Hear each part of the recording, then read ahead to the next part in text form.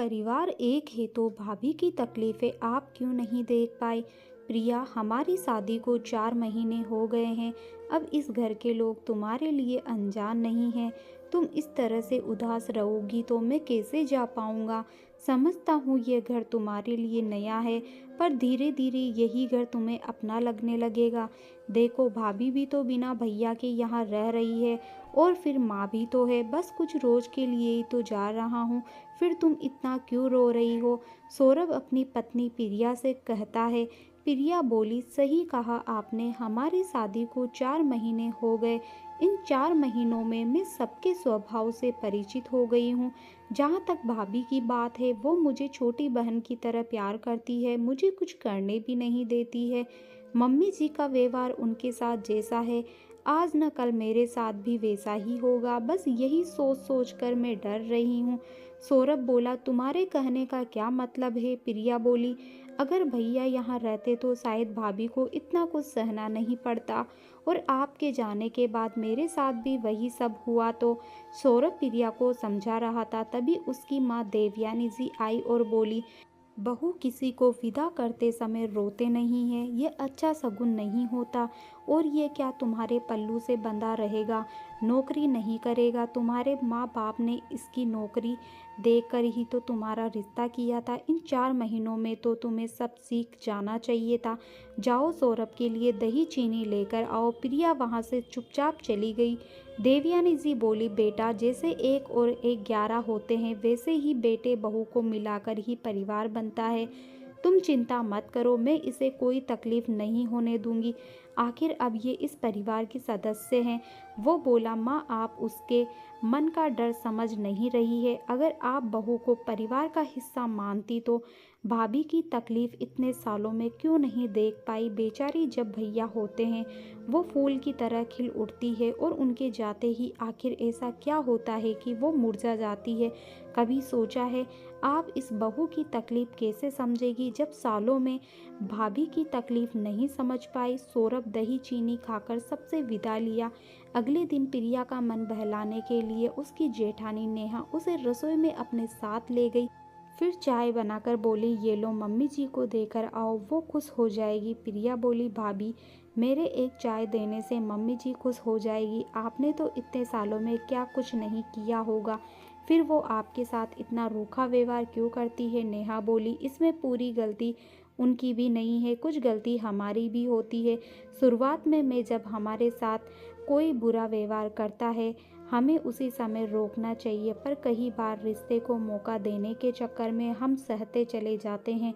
Mummy जी के साथ शायद उनकी सासू माँ ने अच्छा व्यवहार नहीं किया, जिसके कारण उनका स्वभाव भी वैसा ही हो गया। खैर छोड़ो, तुम चाय लेकर जाओ। हंसी मजाक करते करते दिन कैसे बीत गया किसी को पता भी नहीं चला।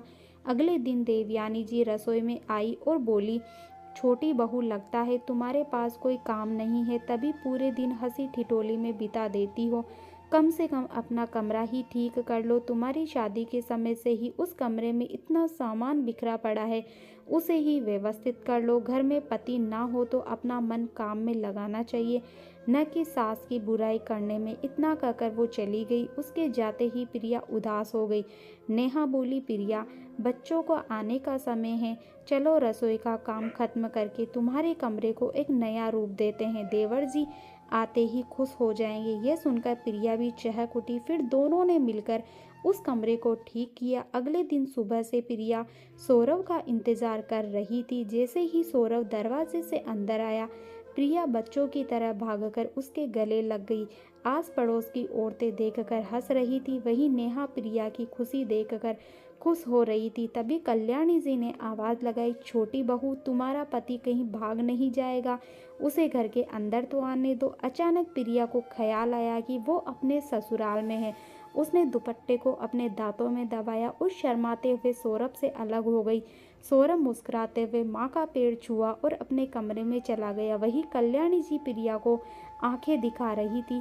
नेहा प्रिया को चाय देते हुए बोली, ये लो, जाकर देवर जी को दे दो, और जितनी बातें करनी है कर लो, बस थोड़ी देर मम्मी जी के सामने मत आना। प्रिया सब समझ गई और मुस्कुराते हुए चली गई।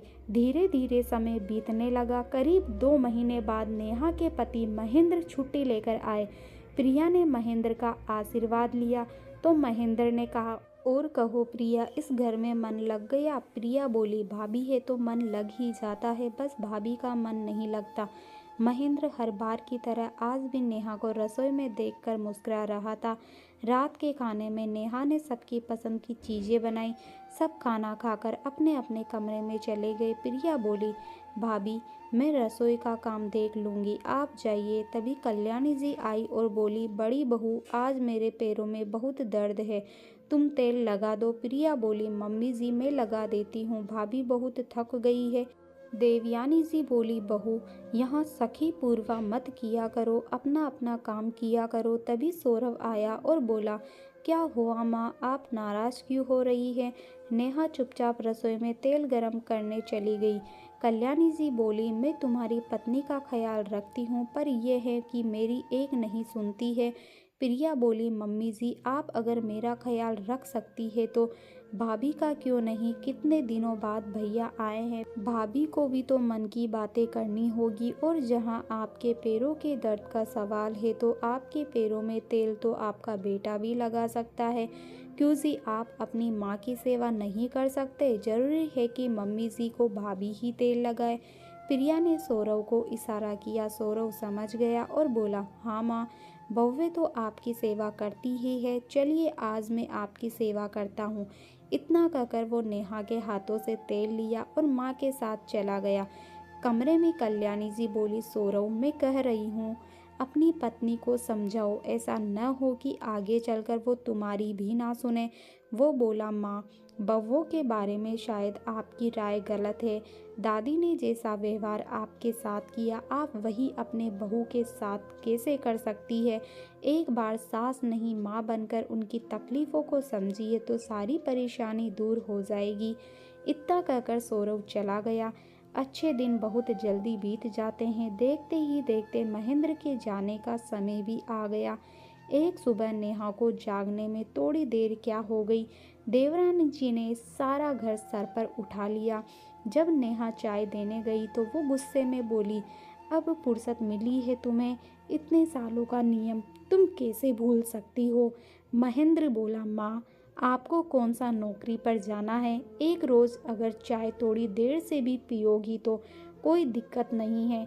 माँ घर की शांति बनी रहे उसके लिए कुछ चीज़ों को नज़रअंदाज करना भी आना चाहिए, वरना जिस तरह से आप आवेश में आ जाती है, अगर सीमा के सैनिक आ जाए तब तो रोज जंग होती रहेगी। शाम में जब महेंद्र जाने लगे तो नेहा की आंखों में सवाल थे कि आखिर कब तक। देवयानी जी बोली, बेटा तुम यहाँ की चिंता मत करो, जब तुम यहाँ नहीं रहते हो तो तुम्हारी पत्नी की तकलीफ देखने के लिए मैं हूँ। महेंद्र बोले, माँ जो सालों में आपसे नहीं हो पाया वो मेरे जाने के बाद कैसे कर लेगी? ये सब कहकर क्यों खुद को झूठा साबित करती है?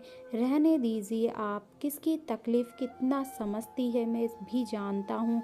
मैं देश के दुश्मनों से लड़ सकता हूँ पर अपनी माँ से नहीं लड़ सकता। इतना कहकर महेंद्र चला गया। नेहा ने मुस्कुराते हुए वह महेंद्र को विदा किया। प्रिया नेहा से बोली, भाभी आप कहाँ से इतना साहस और धैर्य लाती है? मुझ में तो नहीं है। नेहा बोली, एक औरत धैर्य और शक्ति दोनों का रूप होती है, बस वक्त पड़ने पर कभी सरस्वती तो कभी काली का रूप लेती है।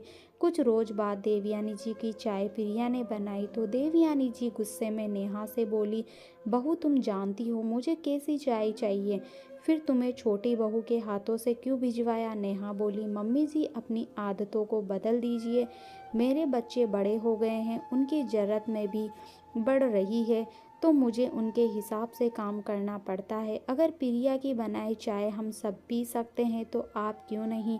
इतना कहकर नेहा वहां से चली गई। नेहा के बदले हुए रूप को देखकर हर कोई हैरान था।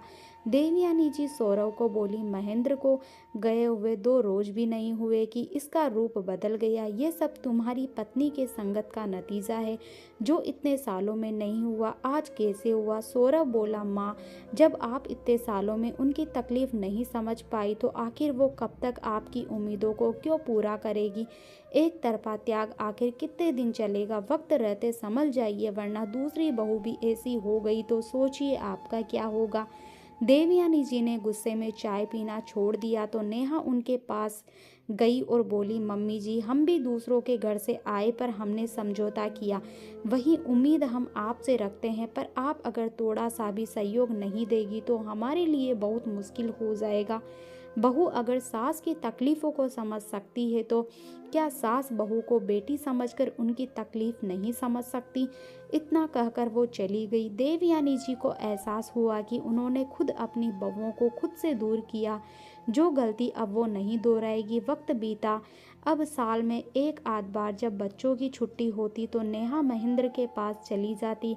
इधर देवयानी जी प्रिया के साथ मिलकर घर को संभालती। एक दूसरे का सहयोग मिलता रहा तो सबकी तकलीफ़ों का अंत हुआ। मेरा अनुरोध है उन माँ और बहनों से जो आगे चलकर सास बनेगी या सास है, अगर हम अपनी तकलीफ़ों से सीखें तो कभी अपनी बहू बेटियों के साथ ऐसा व्यवहार ना करें कि उनकी तकलीफ़ का कारण हम बन जाए।